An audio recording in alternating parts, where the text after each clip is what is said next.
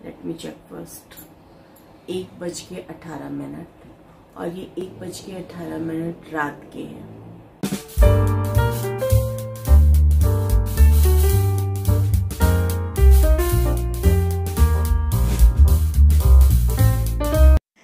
तो दोस्तों दिखा रही हूँ मैं आपको डिनर की थाली। आज रात में पन्ना के साथ में आलू और लोबिया की सब्ज़ी और भिंडी की सब्ज़ी बनी थी। तो ये हमारी डिनर प्लेट है। सैलेड मैं भूल गई थी, फिर से लगा लिया है। I know you told your friend you're not okay, and tell me what's wrong and why you never said you felt that way. And guess you're trying to stay strong and fake a smile until I look away. But I've known you too long, it hurts to watch your blue eyes fade to gray as you fade away. Welcome back to Nisha's rainbow. दोस्तों बहुत बहुत स्वागत है आपका इंद्रधनुष के रंग निशाज rainbow के संग। आप लोगों से आप विश्वास करेंगे मैं कितने बजे मिल रही हूँ। Let me check first. 1:18 और ये 1:18 रात के हैं। अभी मैं एडिटिंग कर रही थी तो मैंने सोचा कि कई दिन से व्लॉग नहीं भेज पा रही हूँ। क्योंकि थोड़ी छोटी छोटी प्रॉब्लम्स चल रही हैं। और प्रॉब्लम्स ऐसी कोई वो नहीं, मतलब जो मेरी मदर इन लॉ है उनके कुछ हेल्थ इश्यूज़ हैं। उन्हें पिछले साल चोट लग गई थी कमर में, वो गिर गई थी घर पे। तो उसके बाद उनका यहाँ पे आना नहीं हो पाया था हम लोग के पास, और उनका इलाहाबाद में ही सारा ट्रीटमेंट चला। तो कुछ चीज़ें हैं, उनको प्रॉब्लम है जो अभी भी चल रही हैं। तो वो हमने यहाँ पे दिखाया डॉक्टर्स को। तो अब विश्वास नहीं करेंगे, आज पूरा दिन हॉस्पिटल में हम लोग का लग गया। और अभी मैं जग इसलिए रही हूँ कि मिस्टर हस्बैंड अभी ऑफिस गए हुए हैं। ऑफिस के साइट वर्क के लिए गए हुए हैं। तो अब जब तक वो आ नहीं जाते मैं जगूंगी।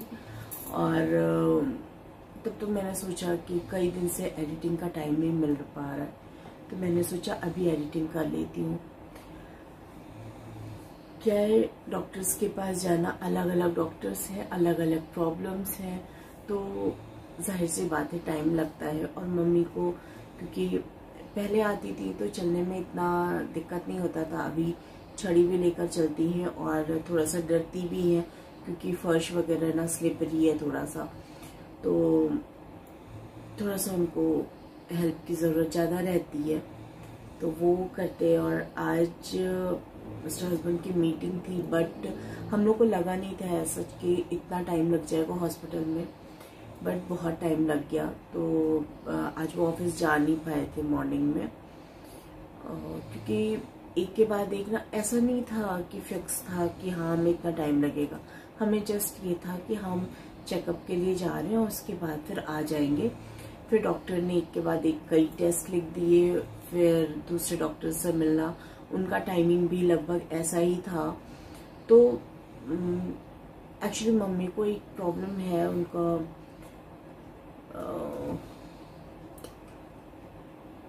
2014 में स्टंट पड़ा था हार्ट में, एंजियोप्लास्टी हुआ था। तो उन्हें तब से ये इश्यू था कि उन्हें चक्कर आता था, अक्सर करके चक्कर आता था। और इधर कुछ टाइम से सही भी था। तो पिछले साल जब चोट लगी उन्हें बैकबोन में, तब से वो इशू इतना ज़्यादा हो गया था कि वो बिल्कुल दाहिने करवट ना सो ही नहीं पाती है, लेट भी नहीं पाती है। अगर वो लेटने का भी ट्राई करें तो बहुत तेज़ उन्हें चक्कर आता है। और आज उस चीज़ का हम लोग बहुत दिन से सोच रहे थे कहाँ दिखाएं, न्यूरो में दिखाएं या किस डॉक्टर को दिखाएं, कहाँ, मतलब कैसे, यही नहीं समझ में आ रहा था कि सही जगह पहुंचे कैसे। तो आज जब हम उन्हें डॉक्टर के पास ले गए तो उन्होंने ईएनटी में रेकमेंड किया कि आप ईएनटी में ले जाइए, और वहाँ पे कुछ ट्रीटमेंट वगैरह कुछ था, उन्होंने कि कुछ एक्सरसाइज वो करवाएंगे डॉक्टर और इन्हें आराम मिल जाएगा। तो हमें लग रहा था यार मम्मी इतने सालों से परेशान है इस चीज़ से, कहाँ से आराम मिल जाएगा इतनी जल्दी। लेकिन यार आज मिरेकल हुआ सच में, देखा हमने, मम्मी को दिखाया, टच वुड उनको आराम हो जाए पूरे तरीके से। 10 से 15 मिनट की एक्सरसाइज करवाई है डॉक्टर ने और उन्हें 90% आराम मिल गया है अभी, आज सेम डे ही 10-15 मिनट के अंदर में ही। डॉक्टर ने बोला भी है कि अब आपको दोबारा चक्कर इस टाइप का नहीं आएगा कि आपको पेन हो, तो बहुत अच्छी बात है। मैंने कहा अभी सर ये तो मिरेकल कर दिया आपने, कहे नहीं मैम मिरेकल नहीं है, ये हमारा काम है। तो अगर आपके यहाँ भी कोई बड़े बुजुर्ग हैं या कोई ऐसी समस्या है जो कि आपको लग रहा है, तो आप पहले तो जो भी डॉक्टर को दिखाते हैं ना कंसल्ट करिए, और अगर चक्कर आने वाला इशू है तो ये जरूर ईएनटी में दिखाइए, ये मैं बोलूँगी। क्योंकि हम लोग भी अभी तक सोच रहे थे कि शायद न्यूरो की प्रॉब्लम है या किस डॉक्टर को दिखाएं, जो कंफ्यूजन था वो आज दूर हो गया। तो वो कुछ लिक्विड होता है, वो डॉक्टर ने बताया, जो हमें बहुत तो मेरी समझ में नहीं आया मेडिकल लैंग्वेज में। मिस्टर हस्बैंड को वो बता रहे थे, उन्हें समझ में आया, तो उन्होंने बताया मुझे कि कुछ लिक्विड होता है जो कि एक साइड में उनका स्टोर हो गया था, यहाँ ब्रेन के पास में होता है वो लिक्विड, वो वहाँ पे स्टोर हो गया था, और उसकी वजह से उसमें जब भी थोड़ा सा भी हलचल हो तो उन्हें चक्कर आ रहा था। उनको इतना ज़्यादा चक्कर आ रहा था गाइस, और उन्होंने बिल्कुल उनका न लिटा करके उनका सर बिल्कुल बेड के नीचे कर दिया था, जो उनका चेकअप वाला जो बेड होता है डॉक्टर्स का, उसमें सर बिल्कुल नीचे लटका दिया था। हम लोग भी बहुत डर गए थे कि यार ये क्या कर रहे, कौन सा प्रैक्टिकल कर रहे हैं डॉक्टर, बट उन्हें वाकई बहुत आराम मिला। तो इस तरह का हालात था। उसके हस्बैंड का अचानक से कॉल आ गया, उन्होंने कहा कि नहीं जाना पड़ेगा, ज़रूरी है, तो वो निकल गए हैं। अभी तो बज रहे हैं 1:25 हो गया है, लेकिन अभी तक वो, उन्होंने बोला था कि मैं निकलूंगा तो मैं कॉल कर दूंगा। तो ऐसे ही है दोस्तों, कभी कभी ना दिन पता ही नहीं चलते। तो मम्मी को आँख में भी इशू था, आँखों में स्वेलिंग थी, थोड़ा स्वेलिंग कहती है, उनको दर्द था एक्चुअली पूरा फॉरहेड लेकर के और आँखों में। तो वो भी डॉक्टर को दिखाया, उनके चश्मे का नंबर चेंज हुआ है, तो उसको टेस्ट करवाने अभी हम नहीं जा पा रहे हैं। जबकि जिस दिन दिखाया था उस दिन ड्रॉप वगैरह डाल करके हम लोग 40-45 मिनट वहाँ पे बैठे रहे हैं मम्मी के साथ में। और क्या है ना, पहले मम्मी आती थी तो मैं खुद लेकर के चली जाती थी मम्मी को, मिस्टर हस्बैंड को कोई पेन नहीं लेना होता था। बट अभी क्या है, मेरी खुद तबीयत बहुत ठीक नहीं रहती है, तो मिस्टर हस्बैंड कहते हैं कि तुम मम्मी को अकेले संभाल नहीं पाओगी, इसलिए मैं चलता हूँ। क्योंकि बाकी अब उन्हें पकड़ना, सहारा देना, बहुत सी चीज़ें हो गई हैं जो पहले नहीं थी। पहले मैं भी फिजिकली थोड़ा स्ट्रांग होती थी, तो कहीं भी लेके चले गए मम्मी अपने आप से चली जाती थी। अब उनको संभालना पड़ता है, सीढ़ी है या स्लोप वाला एरिया है, कुछ भी ऐसे चलने में ना फिर डर लगता है। तो इसलिए उन्हें आज लीव लेनी पड़ी। और अब अभी इतने टाइम है ऑफिस में, तो इन लोग की जॉब इस टाइप की है कि इमरजेंसी कभी भी आ जाती है। चलिए, ये तो रहा अपडेट कई दिन का, क्योंकि ना टाइम नहीं मिल पा रहा था यार बिल्कुल भी। और यहाँ पे देखिए मेरे कुछ कपड़े स्टिच होकर के आए हैं, अभी इनको भी मैंने ट्राई नहीं किया है, ट्राई करना है। और बच्चे सो रहे हैं, तो बेड के सारे कुशन वगैरह ना यही सोफे पे रख देती हूँ रात में, और सुबह उठकर बेड लगा देती हूँ। चलिए दिखा दूँ पहले बच्चों को, सो रहे हैं।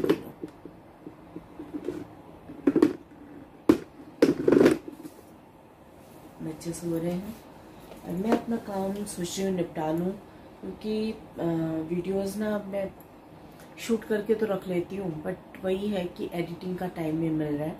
तो जैसे मुझे टाइम मिलता है मैं लग जाती हूँ, तो थोड़े थोड़े करके। और क्या है कि हर समय नहीं आप कर सकते ना काम, सबके साथ बैठे हुए हैं, कुछ भी है। अब फैमिली में मम्मी पापा तो हमेशा तो आते नहीं हैं, अब उनके साथ बैठो, बातें कुछ ना कुछ होने लगती हैं, फिर नहीं हो पाती हैं चीज़ें, पेंडिंग रह जाती हैं अपना वर्क। चलिए फिर मिलती हूँ आप लोगों से मॉर्निंग में, तब तक के लिए bye bye. Very very good morning friends. ये नेक्स्ट डे की क्लिप्स हैं और यहाँ पे पापा को पैजामा एंड टी शर्ट पहनाया था और यहाँ पे बहस चल रही थी मम्मी और पापा की। पापा बोल रहे थे मम्मी को भी सूट पहनाओ, तो बस यही काम हो रहा है और अब्रू अपनी शरारतों में जुटे हुए हैं कैमरा ऑन देख करके।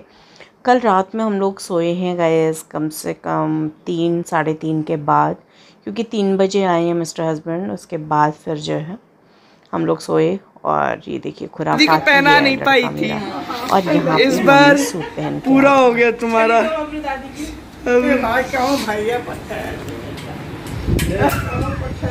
काहे लिए दादी बहुत बढ़िया लग रही हैं आप। तो दोस्तों सुबह की मस्ती के बाद बच्चों ने बहुत खुराफातें करी बाबा दादी को मेकओवर में देखकर। एक्चुअली ना पापा को कंफर्टेबल नहीं है टी शर्ट और पैजामा, और बच्चे कहते हैं पापा वॉक करने जाते हैं। एक्चुअली पापा आजकल वॉक करने जाते हैं शाम को, तो कहते हैं कि नहीं पापा पैजामा और टी शर्ट डाल के जाइए। तो यहाँ पर मैं बना रही हूँ चाय और चाय के साथ में बना रही हूँ स्प्राउट्स। एक्चुअली मिस्टर हस्बैंड आ गए हैं तो इवनिंग की चाय मम्मी पापा को पिला दी थी मैंने इवनिंग में, बट अभी हो रहे हैं 8:30 और 8:30 बजे चाय बन रही है। तो मैंने सोचा उनको भी इतने टाइम आते हैं ना तो भूख लगी रहती है, तो इज़ लाइक कि थोड़ा सा स्प्राउट्स ही दे दो यार, सैलड वाला पोर्शन अभी फ़िनिश कर लेंगे। चाय के साथ उन्हें अच्छा लगता है इस टाइप का, मंचिंग के लिए कुछ चाहिए होता है, और बिस्किट नमकीन बिल्कुल भी नहीं टच करते। तो बस यहाँ पे तैयार हो गया है मेरा स्प्राउट्स और चाय, और मैं दे के आती हूँ। और आज खाने में बना रही हूँ मैं आलू के पराठे। तो चलिए यहाँ प्रिपरेशन कर लेते हैं। आलू मैंने शाम को बॉईल कर ली थी, आज हाउस हेल्प आई नहीं है तो किचन मुझे ही संभालना है। और कई दिन से कह रहे थे मिस्टर हस्बैंड कि यार आलू के पराठे, मैंने कहा चलो आज बना देते हैं, क्योंकि वो सब आते हैं ना तो फिर मुझे लगने में मज़ा नहीं आता। मुझे लगता है या तो मैं अकेले बनाऊं या तो फिर जो है जो भी है ये लोग बना दें। तो बस यहाँ पे बेसिक मसाले ऐड किए हैं, प्याज और मिर्ची पहले फ्राई कर ली है जीरा के साथ में। और यहाँ पे मैंने क्या किया है, एक ट्रिक अपनाई है, अगर आप चाहें तो वो यूज़ कर सकते हैं गाइस। आलू को पहले ही छील लें, ठीक है, और उसके बाद उसको हल्का सा पानी डाल के आधी ग्लास बॉईल कर लीजिए। एक तो आलू बहुत जल्दी उबलती है और बहुत बढ़िया से, मतलब आपके आलू के पराठे बहुत बढ़िया बन जाएंगे। पानी ज़्यादा डाल देंगे तो आलू सोख कर लेगी पूरा पानी, तो इसलिए पानी कम डालिएगा। ये मैंने खुद से ही ईजाद किया है और मेरे लिए काफ़ी कंफर्टेबल। तो यहाँ बस फटाफट पराठे बना करके और मैंने डालने शुरू कर दिए हैं, क्योंकि सबको खिलाना है यार, और मैं अकेली किचन में हूँ तो मेहनत तो लगने वाली है। तो चलिए आप भी बनाइए फटाफट आलू के पराठे। और मैंने बनाया इसके साथ में आम का पन्ना और चटनी। तो वीडियो अच्छी लगी हो तो लाइक कर दीजिएगा, सब्सक्राइब कर लीजिए चैनल को, पहली बार हैं तो। मिलती हूँ नेक्स्ट ब्लॉग में। Bye bye everyone.